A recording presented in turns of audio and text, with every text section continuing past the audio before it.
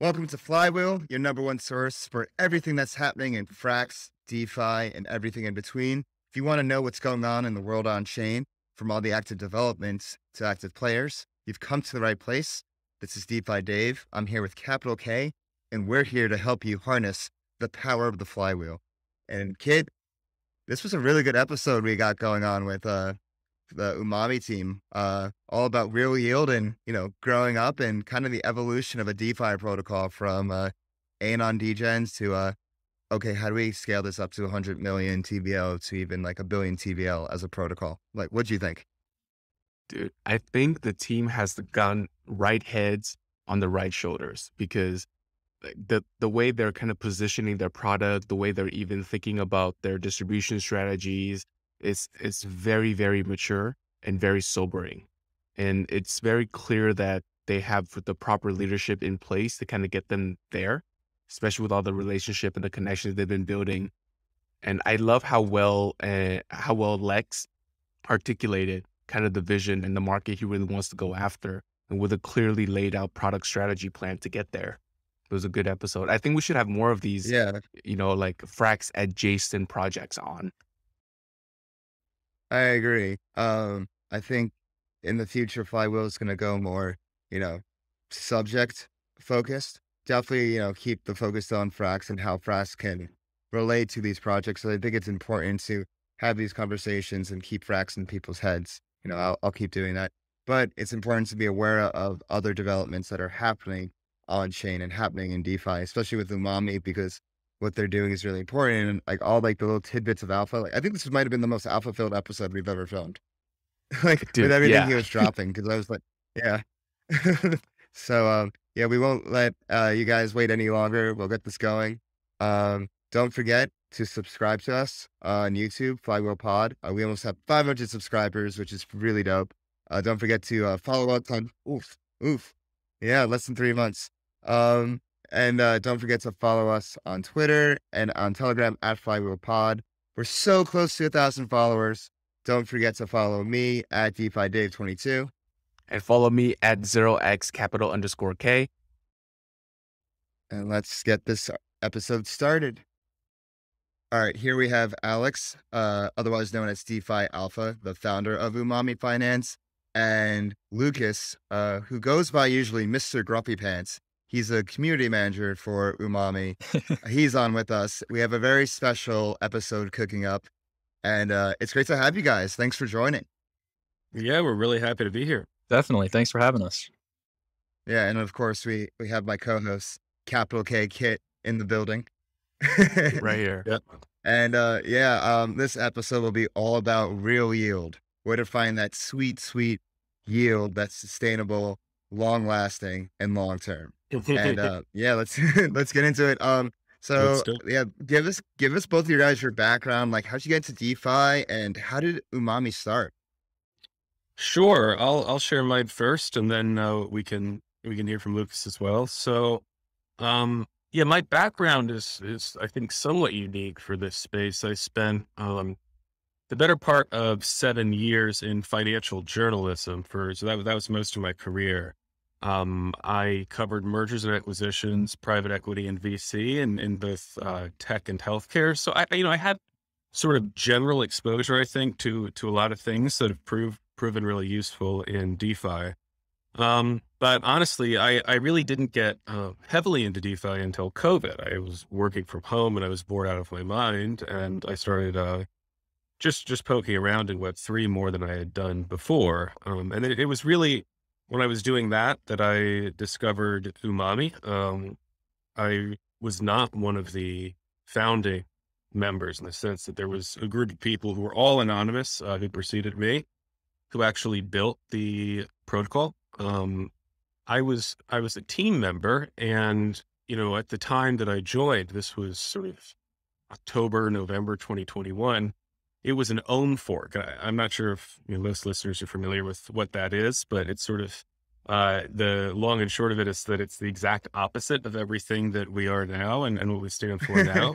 And again, I think for me, it really helped that I came from a TradFi background. I'd spent a lot of time kind of learning to think about value creation in a very specific way. And, I remember sort of sensing that, the tokenomics here of, whether it's LimbusDAO itself or any of the forks don't make any sense. So when that market crashed, right, and that was before the broader crypto crash that all these own forks blew up, a lot of the folks left sort of, at different times, and I had a chance to become the project lead. And that's when we just kind of pivoted to who we are today, right? And I can share a little bit more of that later on, but that hopefully is helpful background. I remember when you guys were an own fork, I remember seeing like Arby's and Chems around and all like in the food court. Yes. Like I was, I was like, this is a degen's paradise right here. This is where I'm going to go get my tendies.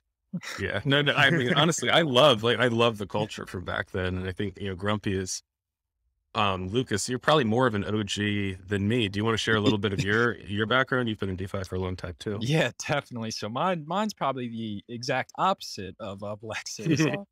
I probably got into crypto when I was in high school. I mean, straight out of high school, just being a degen almost. I was working a minimum wage job, just kind of hanging out, but I never really broke into like the TradFi world or anything like that. But yeah, I really got involved in Umami at the start when it was Z2O, actually, when it was the own fork. But yeah, really close in the community. And then eventually when DeFi kind of took the reins, I guess I was kind of just an obvious choice as community manager and such, public relations almost, because I was so in tune with the community side of things. Yeah, that's interesting. So Lex, you're from a TradFi background, and Lucas, you're a DeFi native. I'm also DeFi native as well. So like, what are some things you notice about the other side? Like Lex, like, what do you think? What do you notice about DeFi native people? That's a good question. Yeah. It's interesting because I suppose you can say I'm overall TradFi, but it's not like I managed a TradFi or Web2 company, right? So my first time in sort of my current role as CEO is Web3. So I do feel like I'm a little bit of a hybrid at this point, but yeah, I think that, I'll be actually very curious to hear Lucas's perspective because he was sort of on, the full Web3 side of this, but, I think Web3 individuals, and I include myself in this, were, very autonomous by nature, right? That's why we gravitate to DeFi. We don't necessarily play well in the sandbox together at least not in a very structured way, right? And I think that's, both the beauty of DeFi. It's what attracted it to me. I didn't want to continue working in a corporate environment, but it can also be a real challenge. And, I've done my best, and there have been some, bumps in the road to, try and manage a transition to being a bit more focused. I don't want to say more corporate, but having more traditional startup structure without kind of losing our identity and core values. And actually, I'd love to hear Luke's perspective because he was along for the ride, pure Web3. Yeah, I mean, with me not even breaking into any kind of corporate job or anything like that, it's been a real learning experience. I mean, I've gone from pretty much an unorganized college kid to working a real job, keeping priorities, keeping a full calendar. I mean, we're definitely busy on a day-to-day basis, and these guys have taught me so much. Yeah, do you agree with my general thesis, Lucas? I mean, you were there with me, right? There were some rough spots in transition. God, I remember when we tried to get everyone to go onto Slack, and how that went. Yeah, I mean, it was a huge change just from moving the team comms from the bottom of the Discord and your private channels to a whole different Slack thing. I mean, it was definitely a change. A lot of people, or not a lot of people, but some people definitely kind of resisted, but we got there eventually. Everybody got there. Yeah. And you know what, I'll just share sort of briefly on that. I don't want to give sort of the, false impression that Umami's values are sort of about the corporatization of Web3. So, we made a transition to Slack because Discord wasn't cutting it. If there were a Web3 solution like Urbit, where there was, a level of decentralized privacy, right? If we could have, if Urbit was at the point where we could have adapted it to the use cases we were getting from Slack, we would have much preferred that, right? So I think that, the concept of what a Web3 company looks like, especially if it is focused on DeFi, not CeFi, is still very much in development. And, I'm kind of excited to see what shape it takes. Yeah, it's still forming. Like things are Hmm. becoming more decentralized. I like to think of stable coins in the same way. They exist on the Yes. spectrum of centralized like USDC, and then Mhm. you have completely decentralized, and then you have somewhere in the middle where it's like, but everyone's working towards that final goal of like being as decentralized as possible, and eventually like I see being off the US dollar and like its own independent reserve asset. But same thing with comms platforms, which are so vital and important because that's basically the meeting rooms and like meeting houses that we Yeah. all populate, and like those are clearly centralized. There isn't a real decentralized option yet. And like I mean, it's funny. I learned about Urbit the same time I got into Bitcoin and crypto. I at the same time I like took the pill like back in like July 2017. And there was like, oh, here's this Urbit meetup, and I actually in Long Beach. And I remember going. I'm like, whoa, what is this world? Right. Yeah, no, that's interesting. I mean, one small thing I'll share though, this is just sort of a funny observation that we've kind of picked up along the way. Is I will say that in Web3, and I'm guilty of this as well, we often forget that, there are more mechanisms than just protocol level decentralization to safeguard Hmm. things like privacy, right? So like once everyone was freaked out, myself included about Slack. And this is actually also something that when I worked as a journalist, the organization I worked there as, was also freaked out about because of course they could get subpoenaed and then, regulatory agencies could access all of your conversations. When we brought on a legal advisor, he mentioned, that you can create channels that are, confidential by virtue of attorney-client privilege and have, NDAs protecting them, right? Like in other words, there are these other levers that, Uh, we could have pulled all along to not be so kind of concerned about the privacy element beyond just decentralization. But I think that that's still sort of something that Web3 is figuring out. mm, yeah, Interest. you're right. Uh, Prior to this, I used to work at a DeFi fund, and the way we kind of operated was we use Signal as the main form of communication, and then we just have like multiple Signal group chats across the Yeah. board to act as each channel. So we try to Slackify Right. Signal, and then our defense against anything is that there is going to be a 4-week timer on all of these group chats. So if a task doesn't get done in 4 Mhm. weeks, it's done. So Right. you better get the That's job pretty done. airtight. I'll give you that. Yeah. Um, yeah, I'm just a it's just Telegram funny. maxi, honestly. Yeah. I've been Yeah. using Telegram, Telegrams. Yeah. and like before that, my like first startup, we were in Facebook groups. Like that's Right. You told me that. Yeah. yeah, which is A crazy to funny think story I about. But want to like, share as well, going from like a traditional background, like Lex, I'm much more like you. I used to work in a private wealth management, then at a, VC fund that's much more Web2, consumer mobile apps, consumer packaged goods type. And then, moving into crypto. And I noticed that a lot of these projects, they really want to like redefine the wheel and like reinvent the Mhm. wheel on like, there are certain corporate structures or rather some corporate practices that are, been battle tested for decades, and it kind of works. Yes. At the end of the day, it's all human collaboration. And, you know, Moloch doesn't discriminate between, oh, you were a corporate, then I'm not going to mess with you. But if you're down, Right. I'm going to totally mess with you. Like, no, Moloch messes everybody. It's an equal Yep. opportunity, That's well put. fucker upper. So like, learn from Right. both sides and kind of be flexible. It's kind of the way I think about it. Yeah. But No, oh, for sure. exactly. to dive back Yeah, into we would be DeFi, kidding like, ourselves too uh, if we thought that Web3 projects would not become part of Moloch themselves at some point, right? In a lot of cases. So yeah, no, I agree with what you're saying. exactly You right. can And never get rid I, of Moloch. Yeah, Only push him in never. the background. Mhm. Yes. And Yeah, he will but always rear his to head. to dive back into the DeFi content, I do want to ask, like, I mean, going from say, Ethereum all the way down the rabbit hole to something like Umami or even Own Forks in general, like, what was that path like? I'd love to hear from Hmm. Lucas first, and then Lex after. Yeah. Yeah, so I mean, me, I personally, I mean, I don't know how too familiar you guys are with Arbitrum, but I mean, I got into everything just because of NFTs. I mean, that was really my foreground Mhm. back a year or two ago, maybe 3 years ago. Even I mean, I was back then.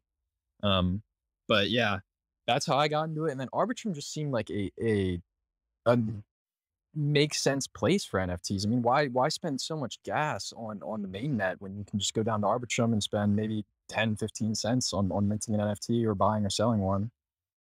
So yeah, I mean, that's just really how I found myself in the Arbitrum. And then Umami, I mean, I think if you were early days into Arbitrum, you definitely know what Arbis, Z2O, and Cheems are. I mean, you had to have known that if you were there back then. Yep. So And yeah, RB9, right? 100%. Yep. RB9. Don't remind me. That's too good. Yeah. How about you, Lex? I mean, for me, I think in part because I started to get involved in DeFi, sort of COVID and post-COVID, that I already had a sense of being kind of late. And, there was this general feeling that, maybe the mainnet DeFi ecosystem had already peaked, at least from a valuation perspective. I remember I had sort of been reading about Olympus DAO. I found it interesting, but again, it felt like if I'm reading about that with Masari, I'm probably late to that. So, I kind of ended up in Arbitrum because I was sort of chasing, places where things hadn't been, completely filled out yet. And then, the irony was that Arbitrum was probably about, 9 months away from actually having its moment by the time I got there. But Wait, did we read the the same Mazzari article? Was it by Ryan Watkins?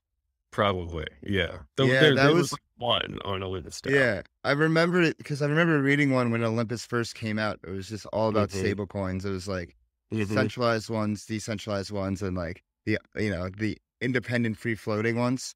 And it mentioned like Olympus and Float. And I remember reading that, and that came out like right when Olympus launched. Mhm. And it's like interesting to think like the journey it took from there, Yeah. Got and it. like what it started for better or for worse. Got it. So, Yeah, so I so agree. Lucas started with NFTs, and in seek of cheaper gas, he found himself on RB. Lex, Mhm. in search of, newer frontiers, also found himself in RB. That's super Yep. cool, man. That's super cool. Yeah, Um, my question is like, mm, what's your reflection on like the whole Olympus craze and Olympus forks and that whole Olympus model, like, and like, what made you? What was the ultimate catalyst for And you guys to decide to like go towards like this real yield path? Like so reflecting on I'll Olympus, share a yeah. few I'll share a few initial thoughts on that because obviously, as you might imagine, we had to think about that pretty deeply over the course of our pivot. Um, Look, the premise of Olympus DAO, and we all sort of remember the language that was used, was that this was going to become sort of a decentralized reserve currency. And it's really important because if you're using the concept of a reserve currency as a comp, then the notion of an ohm token not having any mechanism for unlocking protocol revenue is completely intuitive. The notion of having hundreds of millions of dollars in DAI sitting in on your treasury balance sheet, not necessarily even being, deployed anywhere is also reasonable, right? If you're thinking of this as sort of a, semi-backed, reserve currency for DeFi. And I think that, it was within that framework that some of the original sort of features of Ohm's tokenomics made sense, right? And by the way, for those who don't follow Ohm, right, it's just it is essentially a classic pawn suit, right? Just in the purest sense, you stake Olympus DAO in order to accumulate more you stake the Ohm token in order to accumulate more Ohm. That was the model at the time, at least.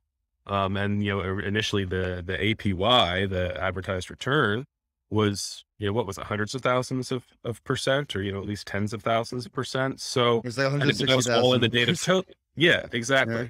So, the moment that you sort of question, right?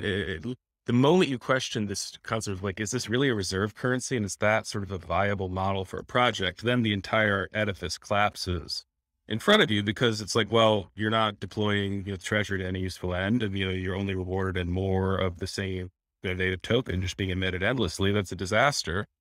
And, we certainly realized for Umami that, look, it's questionable whether Olympus DAO is going to ever become in a reserve currency. There's certainly not going to be 50 reserve currencies, one for every fork, right, on every chain. And so for us, it was clear that those tokenomics were, like I said earlier, the exact opposite of what would actually be desirable, right? And I think that one of the things that informed me a lot when I took over as project lead was the fact that, I was relatively new to DeFi and I was just a retail investor, right? Even though, I kind of worked tangentially at TradFi, I was aping in as a retail investor, and I had TradFi sensibilities like a lot of people do.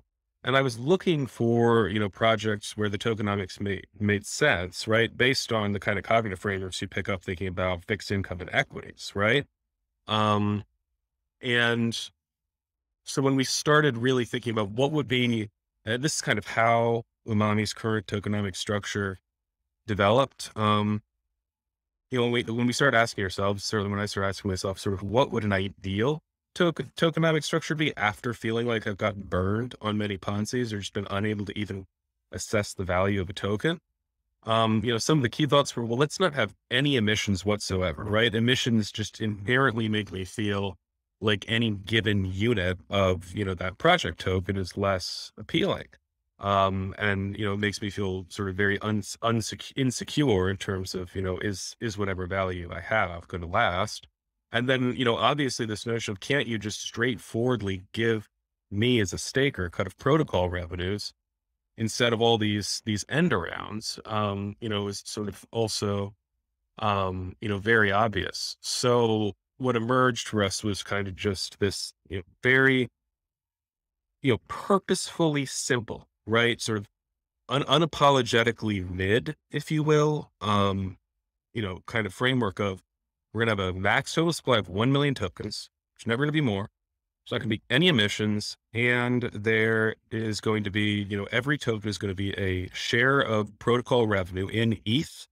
And we're just going to commit to 50%, which, there was no, really deep thought, except that was a nice clean number that, will help people, very transparently assess the value of the token. And so that's, again, if you're familiar with Ohm, sort of as opposite as possible. But again, if you kind of abandon the notion of, reserve currency as the ideal for a project, and you think about a project as something that builds something that generates value, then the tokenomics I described are, very, very clear and appealing, right? For getting a claim on that value. So like the long story short is you were an Ohm fork, and then when everything was said and done, you guys were like, what's the exact opposite of Ohm in like tokenomic structure? Yeah. What's the opposite of O, and what's just the simplest and most straightforward thing? Simplest. I think that's the key there is simple. I think like a lot of problems that projects create for themselves is they make things too complicated, whether it's the language the projects use or the hoops that like have to be done is like, oh, like stake here, LP there, this and that. Like, even me as an experienced like DeFi user, I've like faced the same problem. And then you have all these approvals, which, expands like your risk and whatnot. Like it's like I think there's like a certain beauty and certain eloquence and and actually definitely utility when it comes to simplicity. Yes. And so I think like that's definitely the right route to go down. Lucas, like what are your thoughts on that transition from Ohm forks to real yield? Yeah. So, for better or worse, I actually wasn't too familiar with Ohm forks at the time. I was kind of just doing the nature of myself and degenning into things when I saw them. So that's how I kind of as is the nature of degens. 100% always. So yeah, that's how I kind of got found Umami. I mean, to me as an investor, I mean, I really only got in just because it was fun. I mean, that's what everybody was doing on Arbitrum at the time. But the real yield that we pay out now is definitely more attractive. Yeah. And so for viewers at home, what is real yield? This has been a trend that has bubbled up at the beginning of the summer in your Discords and now has spread through Twitter. Can you give like, what's your take on that? Sure. So yeah, I just confirmed today in response to a Twitter thread that it was Lucas who coined the phrase real yield, right? In a dialogue that he and I were having in our Discord with some of our community members, right? And you could probably sort of say it better than me, but Grumpy, do you have, or Lucas, sorry, his Discord handle is Grumpy for those who don't know. But Lucas, can you give sort of some context about what made that sort of an appealing way to try and describe our value prop to the community? Yeah, just to give everybody, I mean, it's not a new concept for Umami. We've been paying out real yield with ETH for 6 months now, I think. So it wasn't a real or a new concept for Umami per se. But just to give everybody some background, it was one of the nights after old Duquan went off and the old UST kind of explosion. Everybody was kind of shooting the shit in our Discord, talking about it and stuff. And we were kind of comparing Umami to what that scenario was. And it kind of just popped up and made perfect sense. I mean, real yield, there's no really better way to put it. Mm-hmm. Yeah. And actually, I think that, again, it's sort of like the way we're describing our tokenomics as opposed to Olympus DAOs, right? So, Umami's zero emissions approach, as the opposite of Ponzu, it's real yield also kind of is the opposite of Ponzu yield. And I think it's interesting because, again, when that phrase was first used, like Grumpy said, we were shooting the shit and we were just trying to kind of, articulate what we thought, differentiated us to our community. And I remember, I think it was just on a call afterwards, Grumpy and I, Lucas and I were talking, and I think I suggest, why don't we try and make this a thing? Like, it's such a great encapsulation of our values and our value prop. And we didn't do much, right? Like, I don't think we ever tried to push it, but we kind of teased it just by putting hashtag real yield, on a few posts that, we were writing anyways. And that's kind of all it took, which is interesting. It suggests that there was kind of a hunger for that, right? And again, this was in the wake, not just the different own forks collapsing, but a lot of different Ponzi's blowing up. And then after the market started to slide, sort of second quarter, third quarter of the year, I think people were really, really frustrated with sort of, unsustainable value, sort of, value that vaporizes. And so, I guess what I would say is, it took off on its own after that point, again, because there was that interest in it. A lot of different projects started claiming, oh, we have real yield. It became sort of ubiquitous. Tons of threads on Twitter or, blog posts would say, well, let's look at all the different real yield protocols, as if there were a specific definition to what that is, right? And I think what's going to be interesting, and this might be a topic for a different conversation, but what's going to be interesting is, eventually seeing that definition take on kind of a much more specific and narrow meaning. Cause there, I was reading a post, I think it was by OX Sammy at Redacted. He made a good point that there are projects that their real yield is they emit tokens to raise ETH, which they then shove out the door, to their stakers. Well, that's just a Ponzu by another structure for the same type of Ponzi scheme. With extra steps. Yeah. Yeah, exactly. So I think that, if it sticks, which I hope it does, because I think the fact that we're talking about it's good for the sector, that it needs to now start having a bit more of a rigorous definition so that it doesn't become susceptible to any old Ponzi just claiming that it is this thing that it's not. Yeah. So for the viewers, go as a ahead. quick question. So for the viewers at home, how does Umami deliver real yield? And what is that definition? That's a great question. So here's the key sort of the foundation of any claim to be providing real yield. At least in my view, you have to have a value additive product that, and some fee mechanism or other similar mechanism that allows you to capture that value as protocol revenue, right? Which can then be passed on to your holders. I would argue pretty strongly that, that protocol revenue and those fees, they absolutely can't be in the native token, right? That's sort of by definition, you're not held accountable by the market if that's what you're emitting. So, ideally you're capturing, some sort of fee revenue or other form of revenue, from stable coins in the form of stable coins or ETH, some kind of blue chip, cryptocurrency that, you're passing back to your holders. And crucially, if you have built a value additive product on chain, then there's scalability to that, right? And, real yield doesn't necessarily mean you have to be some sort of established cash flow generating protocol in the way that, for example, GMX is. But, in the case of Umami, we've built, a USDC vault, which we can talk about later, but, it's a hedged vault, providing sustainable yield, around 20% APR, and more or less market neutral. Right now, there's only 4 million at TVL, but there's a lot of scaling potential in that. So, unlike emissions, right, where as TVL scales, that stream of emissions gets, more and more diluted over that larger base. If it's real yield and it's tied to a scalable product, it's going to go the other direction. That one, token that you've staked should start seeing a richer and richer stream of payouts. So I think that's also a really key conceptual feature of it as well. Yeah, I was going to ask, what have been the real yield strategies that Umami has done? What were the ones before the GLP vault, and now this is the flagship one? Yeah, this is the flagship. I mean, to be clear, right? Umami's still early stage. It's interesting actually when I hear people assume that we have sort of a longer history than we do. It's nice that people are assuming that.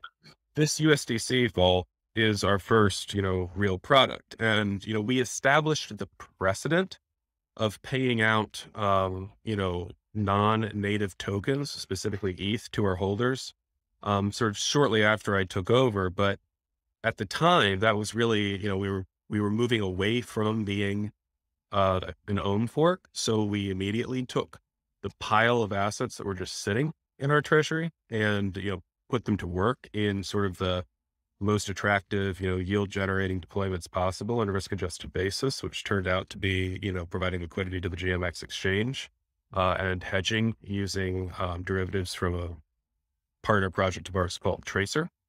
And we started immediately get generating, revenue in ETH just from deploying our assets and passing that back to our holders. But that's not a strategy, right? That's allocating, treasury assets that you raise through bonding isn't the same as having a real product. What ultimately happened was that, as we were looking at sort of what can we do that makes some meaningful impact on the ecosystem, and add something to Arbitrum, right?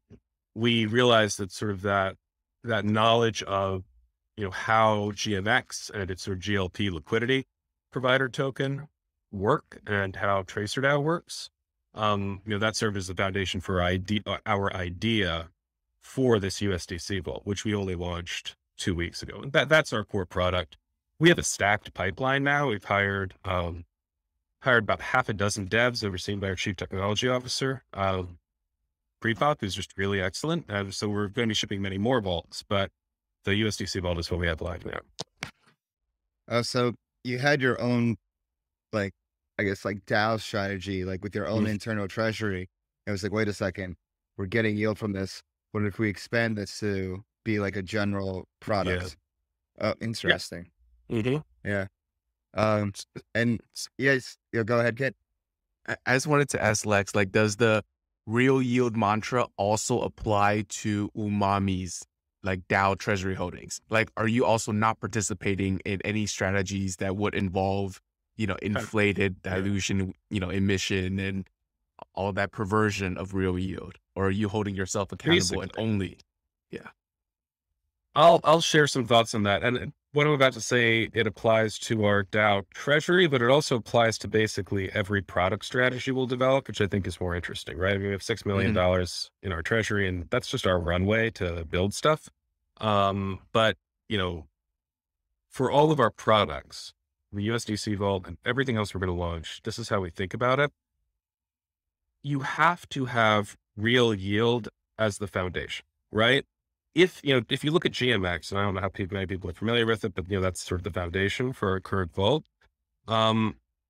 Let's say that, providing liquidity to GMX generates 30% APR, right? Mm-hmm. In the typical example for them is that maybe 20 to 25% of that is ETH from platform fees, right? So that is, and as the transaction volume on that exchange grows, that revenue stream is going to increase, right? So that's a really strong foundation. Now they choose to also, I don't even think they need to do this, but they choose to incentivize it with escrow GMX emissions, right? Which can be restaked for more ETH. And that's great, right? We're not going to say no, but that has to be upside, right? And I think that's, we would never build a vault, a strategy vault or any other DeFi product with emissions as the base yield, because eventually that emission stream will either diminish as TVL scales, or it's just going to get cut off, right? The DAO is going to vote to stop, emitting the token.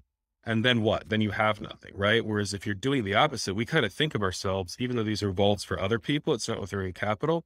Think about how a venture capital fund makes these strategic bets, right? That over time, all of them scale up and become huge cash cows in the future. And that's how we're thinking when we build a vault, on top of real yield like GMX, is that as Arbitrum takes off, that vault only becomes more valuable and more attractive, both for depositors and for the DAO. So that's much, more our preference. Got it. You said you guys have a lot of stuff in the pipeline. And also, like, one thing I've noticed is you guys are revealing yourselves. This is Lucas's coming out. You've been known for a little bit. So can you give us any hints of like what you guys have in store in the future? Yeah, we have a lot. So I'll share what is near term, and I'll tease what's coming up beyond that. Ooh. Near term is this core strategy we have, without getting too technical. We found that, the same basic, smart contract, code and, underlying, partner projects that we use for the USDC vault, they can be repurposed into two other, vaults pretty easily, right? So we're building a vault where the deposit token is ETH, the yield is in ETH, and, whereas the USDC vault is designed to be approximately market neutral, right? To replicate USDC. The ETH vault would track the performance of the Ethereum token, right? And we're going to do the same as well with Bitcoin, which, by the way, I mean, we're really pleased with the fact that we sort of developed this. Like, I don't think any one person deserves, all the credit, but the ability to deposit Bitcoin and potentially get 20% APR in Bitcoin on it, right? And then to withdraw and then get, your Bitcoin plus yield in BTC is pretty phenomenal. It's very hard to find, anything above low WBTC or regular BTC? Yeah, it would be WBTC. Yeah. Okay. Yeah. And likewise for ETH. So, basically to kind of frame our overall product strategy, right? Because in this respect, we do think a lot more like a traditional startup. We try to think about things like, target market, product market fit, for example. We want to be the bridge between DeFi and institutional capital, and not just crypto hedge funds. I think all of us, I love crypto hedge funds. I have a lot of contacts there. I think most DeFi protocols have crypto hedge funds who are investors.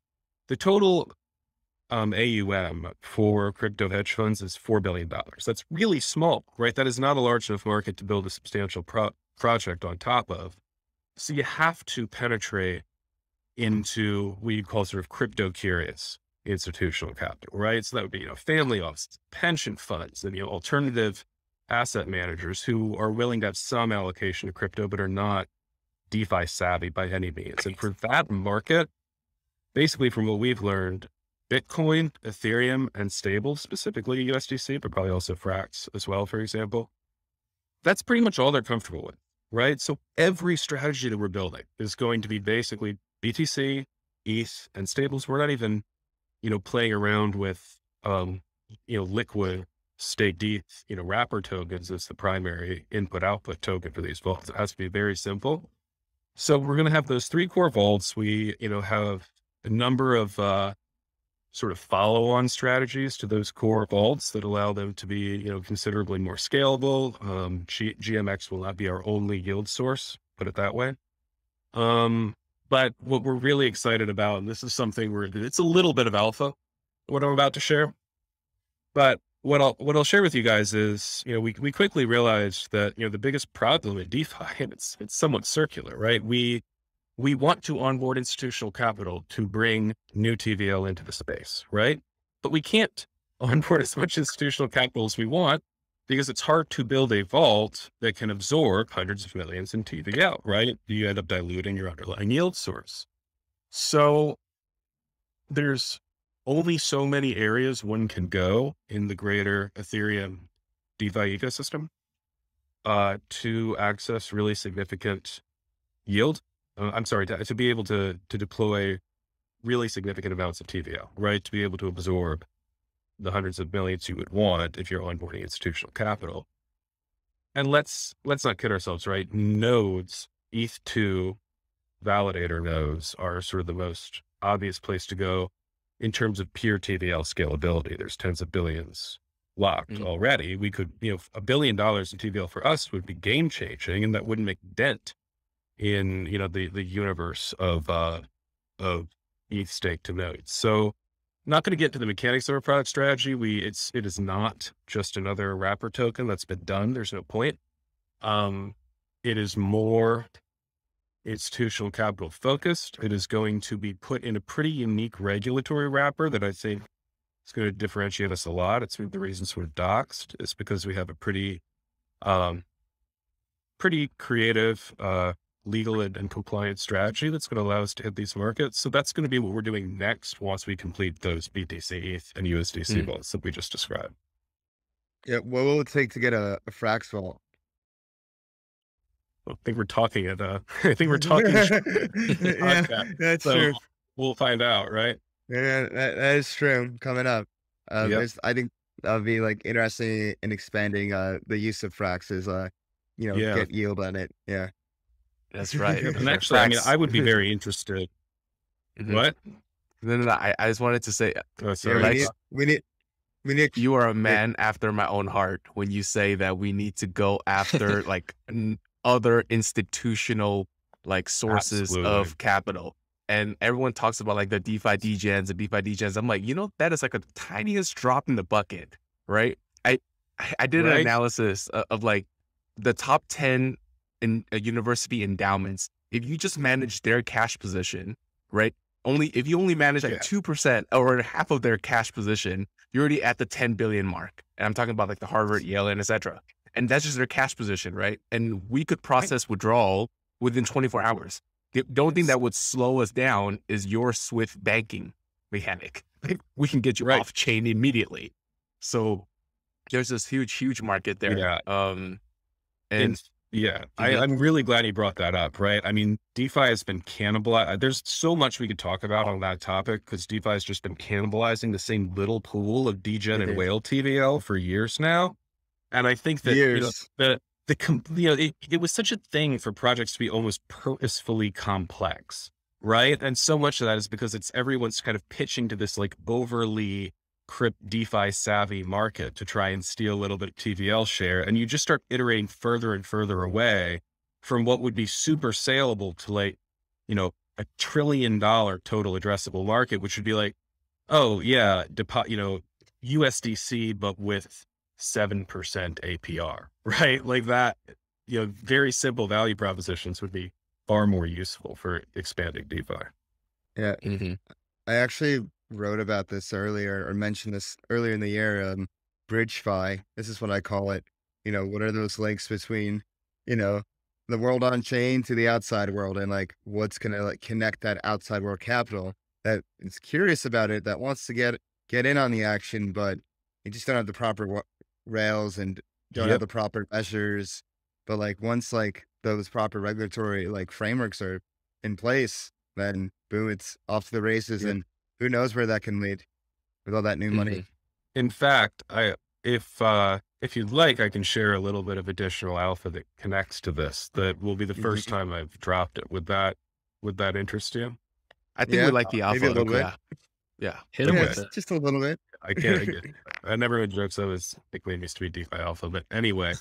Okay, so I mean, Dave, you're close to Frax, so I don't know how you guys will feel about this, but we think that there's room for many stablecoin projects. We are in very, very early stages of getting to know the team over at Circle, and obviously this is an interesting time to bring it up in light of the whole Tornado Cash thing. But step back from that, right? Think about their role as an on-ramp, right? And I think one of the things that's underappreciated about Circle, it's not just about the USDC coin, it's about the Circle account that they've built, which is this incredibly seamless, sort of frictionless and sort of ultra liquid on-ramping system for fiat to, to USDC that, they can pipe onto mainnet to any L2. And because they are very much CeFi, they have a really strong Rolodex of institutional capital relationships, right? I mean, they represent, billions of AUM already just from their client base. So, we've started getting to know them. There's nothing, formal in the works, except that we'll actually be the first, and we haven't announced this yet, but Umami Labs are the corporate entity that, is affiliated with Umami, has been approved for a Circle account. And it's kind of the beginning of, hopefully starting to build a really cool relationship that's going to allow us to work with them as an intermediary, both from a marketing and sales channel perspective, but also from a regulatory compliance perspective, right? To reach that whole universe of, non-DeFi native, institutional capital that they're already in touch with, right? And so I think that, it doesn't, whether it's Circle or someone else, for DeFi projects that actually want to break out of that sort of crypto Twitter bubble that we've been trapped in, finding partners that understand DeFi and TradFi and, probably would fall into the CeFi category is really, really crucial. So we're pretty excited about where that can go. What exactly is, for people that don't know, what exactly is a Circle account? It's like Circle Bank and you open an account there, or is it different? Yeah, I don't want to speak for them, but it would include a on-chain wallet. It would also include a fiat account. It would include the on-ramping, directly on chain. Is this like getting like whitelisted at Circle, the equivalent of that? Yeah. That's how I think of it in my DeFi manner. Yep. Yeah. Oh, so cool. Congratulations. Yeah, dude. That does not mean we won't work with Frax, though. We like Frax too. We like the Frax. Yeah, no, I think like you need a balance of that on-off ramp, which is Circle, and then that purely 100% on-chain stablecoin, which is Frax. Yep. You don't, if you're relying too much on, especially a centralized, actually like Circle, you get a tornado situation. Exactly. But like, yeah, and that's why it's important you have like different stablecoins. Like we were, Kiet, me and you were talking in last episode, like it's gonna be like one size take all. It's gonna be a few different ones. I think like my theory is gonna be like take all at different levels. And so like I think Frax is gonna take all on the on-chain level. Circle is very strong at taking all on like the fiat on-off ramp level. Yeah.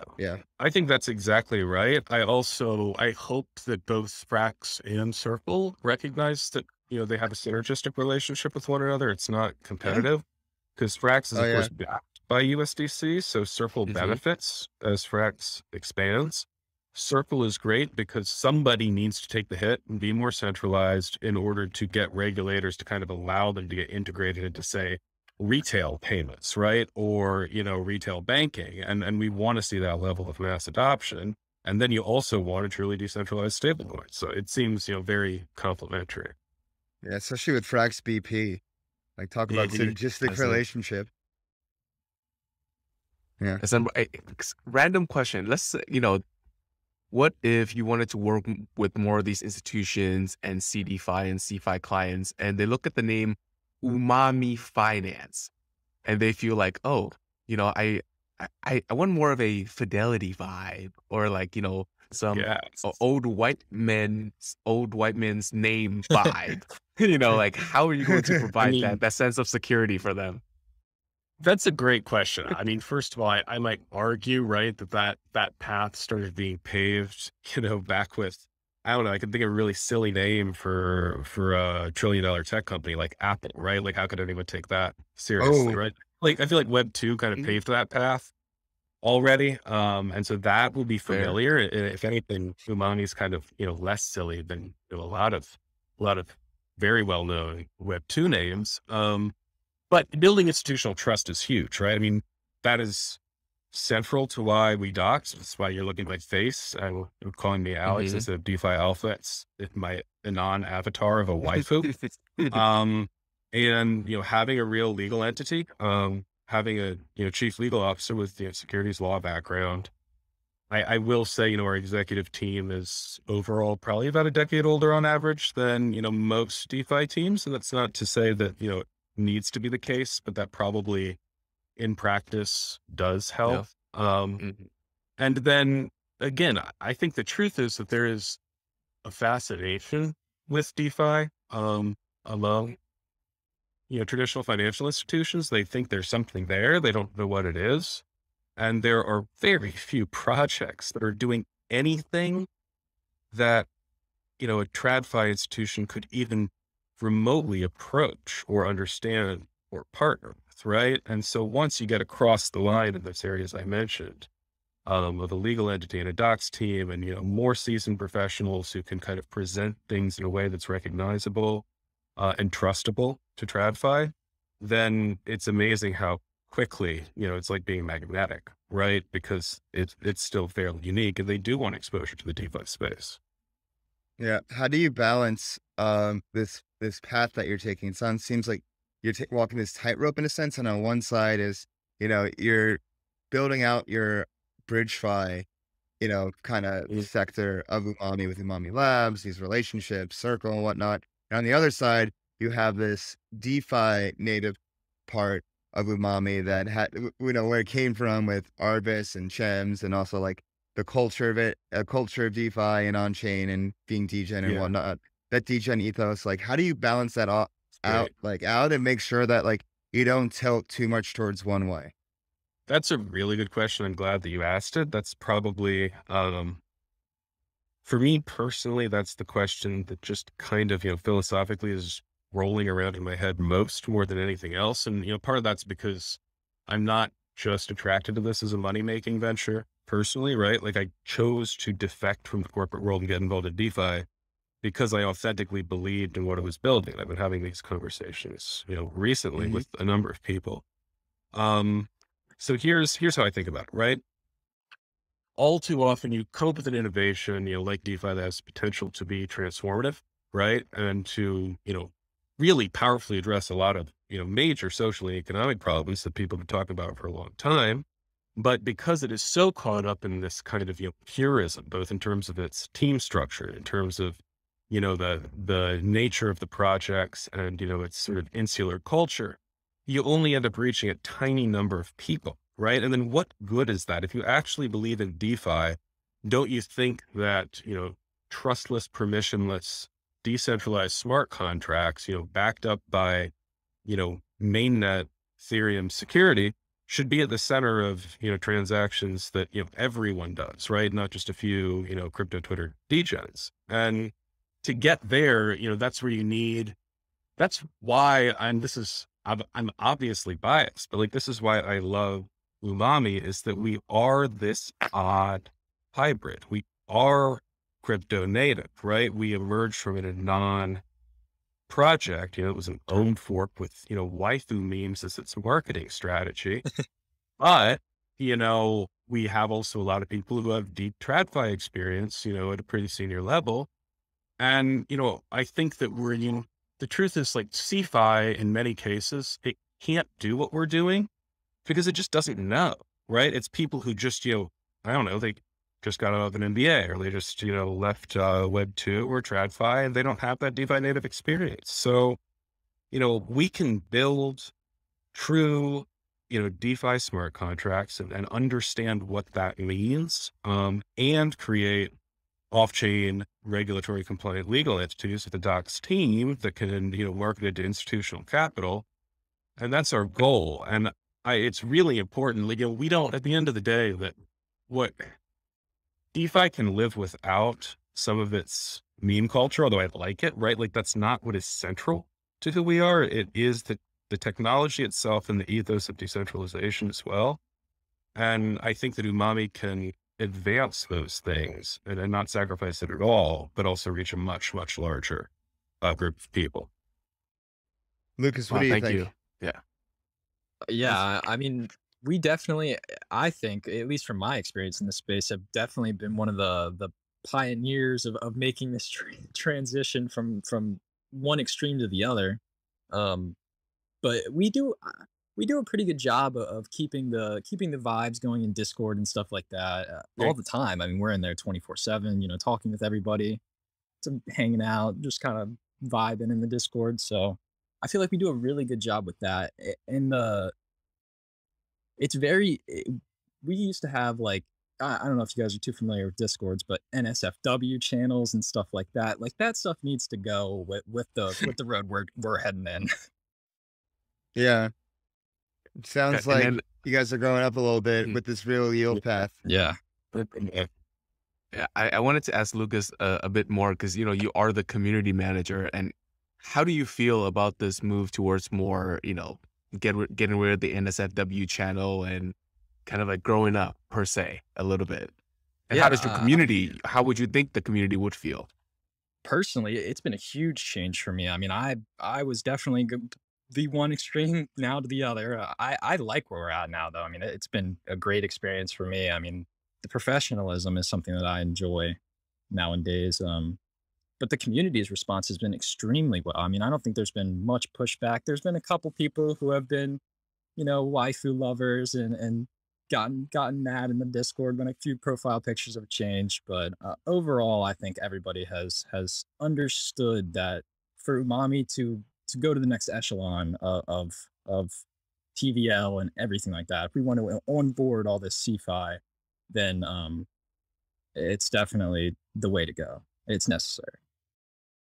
Yeah. What are some of like the core cultural concepts you think that are like non-negotiable though? Of like this like can't change. Um, Like, oh, this is for both of you.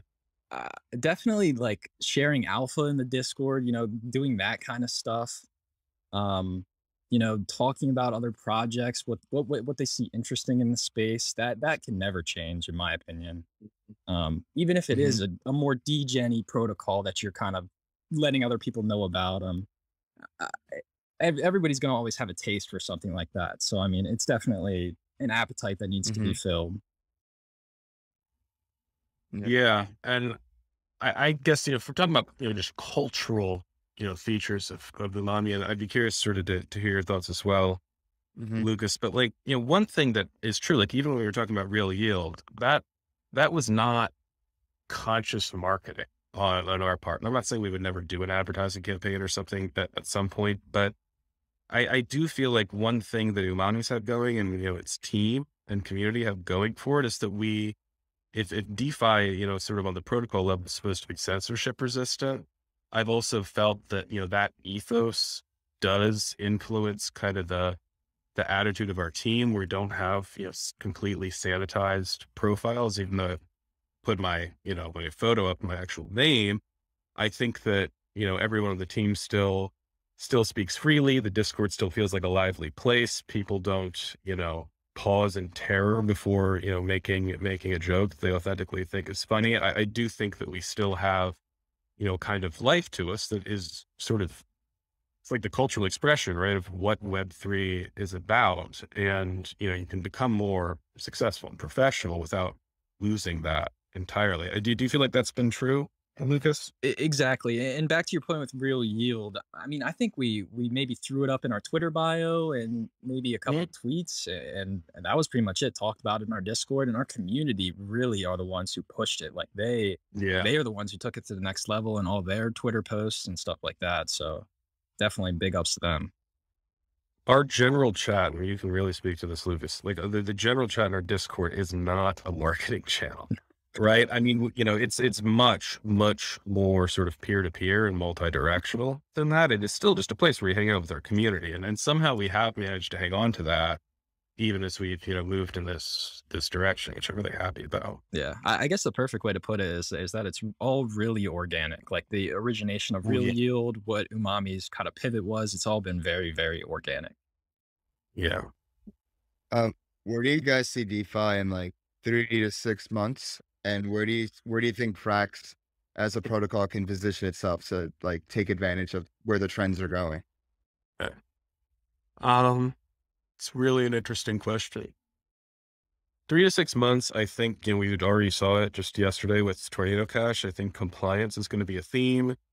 I think that the myth that, you know, anon DeFi protocols are truly decentralized and sort of not at risk from, the kind of thing we saw with Tornado Cash recently. They're not, facing regulatory compliant or compliance risk. I think that myth is going to kind of lose sway. I think that, combined with, the death of Ponzus, which we saw just with the recent market drawdown, it's going to lead to an environment where there's a pretty big shakeout, throughout the space. And a lot of projects are going to go under.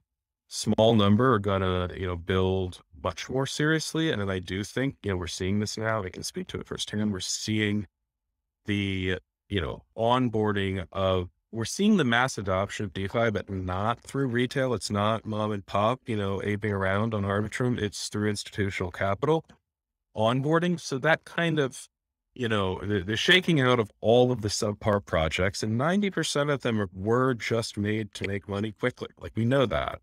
The 10% that are serious and that are willing to develop some kind of compliance strategy in most cases are, really building seriously and focusing on things like real yield, like we've talked about, having real business models, and then seeing that institutional capital come into the space. That's going to be probably the biggest theme over the next 6 months, in my view. Frax, I will comment on your regulatory compliance strategy. I think that's going to be quite interesting. I obviously, right, we've spoken about the fact that, Frax is still, heavily backed by USDC. So, that I think all of us need to acknowledge that we have our centralized fail points that we are exposed to, and we need to have a strategy for dealing with that. Right. And we need to figure out how do we succeed at what we care about, while doing that. And so I leave that to Frax. Now, that being said, I think that the real critical thing that has to happen here over the next 3 to 6 months is that as we institutionalize, as we professionalize, get regulatory scrutiny, onboard institutional capital, we still need to remain DeFi. That's non-negotiable, right? We need decentralized alternatives. We can't just give over to CeFi, or else there's no point in having gone on chain in the first place. Mm-hmm. So that's where Frax can thrive, right? If Frax, just as an example, could come up with a regulatory strategy, could do what Umami DAO did, right? Be located in the Caymans and, not actively market to the US, but still have, a decentralized, censorship resistant stablecoin in circulation.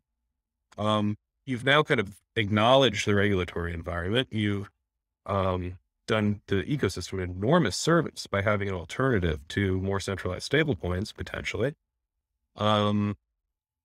And, I think that, finding that position and figuring out how to deal with all these changes while still really, really remaining loyal to what DeFi is about is going to be kind of the defining feature for all of us.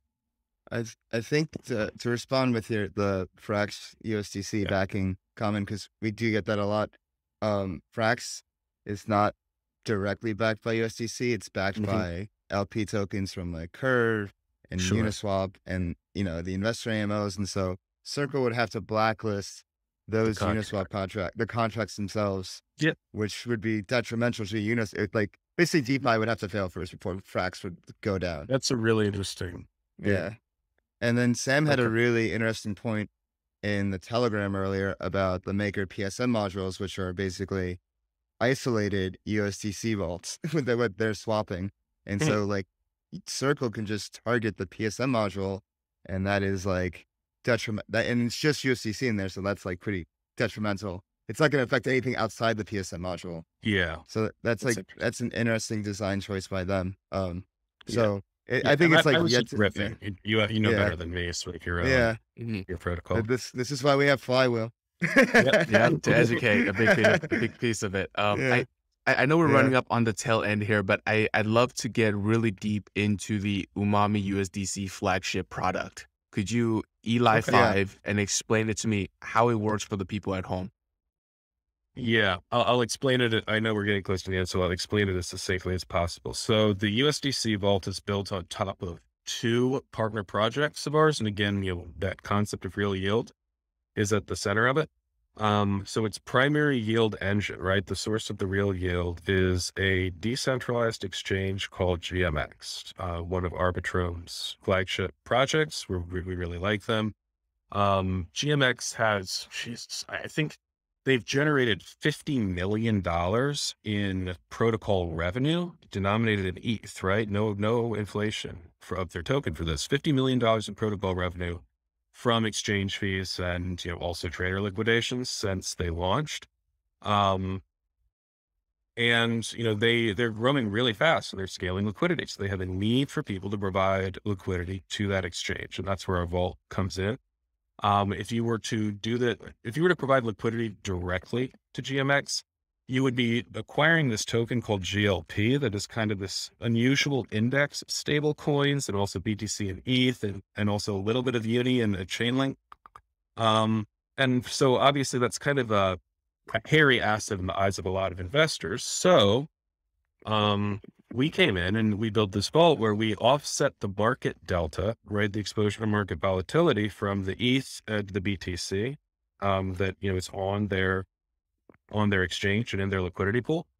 We offset that using Tracer DAO's perpetual pool tokens, which are these really interesting permissionless decentralized hedging products that never liquidate. We don't need to get into the mechanics of that, but they're perfect for a vault like this.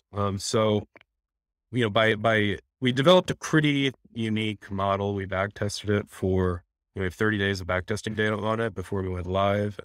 We pretty much came as close to perfecting our hedging strategy as possible for this vault. And as a result, we engineered something where you can essentially deposit USDC into the vault, and we could do a Frax version of this vault too, Dave, but deposit USDC, and it gets allocated GLT, risk is hedged out, and it remains, pretty much it tracks that market neutral performance of USDC. It is, not perfectly delta neutral, but within 1%. And it generates 20% APR, right? On this nearly delta neutral risk hedged USDC strategy. And crucially, because that is from the revenue from the exchange, that APR is in USDC. So you put that, deposit USDC, 1 year later, you get your principal plus 20% APR in USDC. That's the goal of this strategy. So that's what we've created. And we're pretty happy with how it's gone so far. Got it. And that 20% yield comes from, as if you deposited the GLP into GMX to earn that, 30%, and then you hedge away that Bitcoin and all the other, market risk, which brings the yield down because it costs to hedge, and you kind of net out about 20%. It's pretty much how the vault works. That's beautiful. correct. And what I'll add again, as long as the foundation of the vault is real yield, we're not opposed to some token emissions just to augment performance. Tracer's a really good partner of ours. We have helped them more than double their TVL since we launched this vault. And so unsurprisingly, they've incentivized it with Tracer, which we market swap for USDC, and Tracer's okay with that. Right. So that actually helps offset the cost of hedging. Right. And then you market swap the ETH fees from GMX to USDC as well, right? Yes, if you withdraw, everything gets collapsed back into USDC for you when you withdraw. Got it. I think the last piece of this USDC vault that just makes it like a bona fide product is insurance. Because, all the CDFi and all the CFi people, like all this sounds great, but it always ends on the crux of how do I insure this? Always. Yeah. Maybe if you have like some options protocol that comes out that can offer the insurance. Yeah, so actually we have insurance through Risk Harbor. Risk Harbor has approved us, and they're going to be launching an insurance vault on Arbitrum. In fact, it's another interesting thing to think about what stables could be used for that vault. But they'll be providing insurance permissionlessly where it pays out. If this vault were to drop below 0.95 USDC, if the value gas up your deposit, it would pay out permissionlessly. So we're going to have that set up imminently as soon as they launch their Arbitrum insurance vault. And then Insurace is doing, they're a little more centralized. They're doing a formal underwriting process for us that should be done in several weeks. And are there any other strategies that Umami's cooking up? Like, do you see anything with options protocols? Do you see anything with like, maybe even some ETH to yield? Like, yeah. Yeah. So look, we've thought about it. We've thought about everything. Remember that we're basically just not going to build something if it can't scale to 100 million TVL, because it's just not worth it on many levels. Certainly if you're onboarding institutional capital. And we always want these very simple core, blue chip token exposures, USDC, BTC, and ETH as the basis of all of our strategies. That being said, so on top of kind of these foundational vaults that I've talked about, the BTC, ETH, USDC, which, by the way, they're going to be built on top of GMX, but TracerDAO is also launching a very similar exchange. So we'll have similar versions of the same vaults, but supporting Tracer's exchange liquidity as well. We're also going to have a more exotic vault called a skew farming vault. It's an important part of our ecosystem because it provides liquidity to these Tracer hedging pools that we use. And the potential returns are very high, and it's true delta neutral because you're not taking any specific bet on the market, but you're providing liquidity to either the long or short side of the pool, depending on where there's a need for liquidity. We're very excited about that. I know Tracer is too, because it'll be really good for them. And then again, beyond that, I think, going live with ETH2 node vault is going to be huge for us. That's going to be our key to, massively scaling TVL, because it'll be able to absorb it. And we have some pretty cool strategies that we talk about soon. And the only other thing I'll mention is we had a really cool conversation with, the labs, with the AVAX team, and, GMX is also on AVAX, and there might be something to do there. So those are some things that I'll share. Lots of things in the pipeline. Yep. Very tasty. Much umami. Much umami. Nice. Yeah. Should we do the lightning round now? Yes, I would do that. So normally at the end of these kind of pods and great conversations, we have a quick series of questions. And since there's both of you here, I'd love to hear both of your answers. When did you first touch the chain? What was your crypto virgin experience? Virgin crypto experience, sex don't count. Sex don't count. Okay. Sex don't count. Yeah, it would have been mainnet, and it would have been me, probably just trying to get the experience of bridging on chain and then being immediately wrecked by gas fees, in early 2021, probably would have been the first time I actually went on chain. Got it. What do you like to do off chain, like for fun, hobbies? I wish I had time for hobbies right now. I've been working 90 hours in whatever fragments of self I once had have largely been given to DeFi. But I used to run marathons. I used to box just for fun at an amateur level. And that's, but a lot. Yeah. Again, I haven't had time to think about hobbies much in a while. So what's your favorite cuisine? Go for this thing. Although, a really good dry aged steak done properly is very hard to argue with. Yeah. Are you guys coffee people or not? I'm massively coffee. Yeah. I'm more of a Monster guy, although I will do Red Bull, but Red Bull is kind of a scam because I'm joking, but it's not that caffeinated, right? So if you're going to go for an energy drink, I always advocate for Monster or Rockstar. Yeah. My personal favorite, actually, my guilty pleasure is the Java Monsters, the coffee monsters. They blow Starbucks out of the water. When I was actually driving across the country doing overnight drives, I just drink 2 of those and just be amped up, and they would taste like coffee. The Starbucks ones are disappointing. They just taste like sugar. It's just but Java Monsters has that real coffee taste. I've never tried that, but Kiet, what about you? Okay, I am coffee maxi. If I don't do coffee, I do the yerba mate, but not the can, the actual tea itself, because the can is just full of sugar, right? Those are kind of 2 things that I kind of flip-flop between. And then this last question to close it out here is, if you weren't in crypto and working in DeFi, what would you be doing with your professional life? I mean, maybe I would be back in journalism in some form. I guess writing about DeFi wouldn't be an option in this, but maybe working independently as a journalist would be the closest thing to Do you ever see yourself going back to journalism? No, probably not.